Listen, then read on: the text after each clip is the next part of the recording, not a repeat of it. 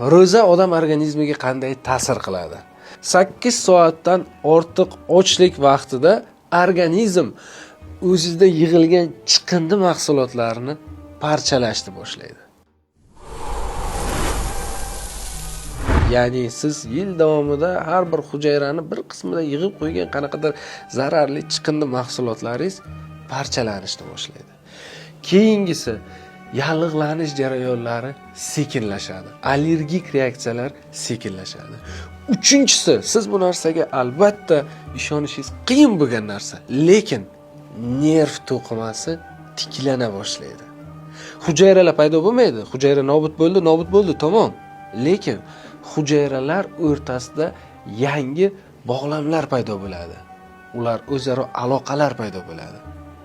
Va mana shunday ta'sir albatta odam organizmiga kerak. Endi bunday davrda lekin foydali va zarur bo'lgan mahsulotlarni qabul qilib turish kerak. Numa kompaniyasining Igneus mahsulotida tabiiy mahsulotlar va undan tashqari vitamin A, vitamin E, vitamin D bo'lganligi sababli immun tizimingiz yana qaytadan tiklanadi. Bundan tashqari teri yorilishi, ko'z o'tkirligini pasayishi kabi holatlarni oldini olasiz. Mahsulot haqida to'liq ma'lumot olishni xohlasangiz, kommentariyga Igneus so'zini yozib qoldiring.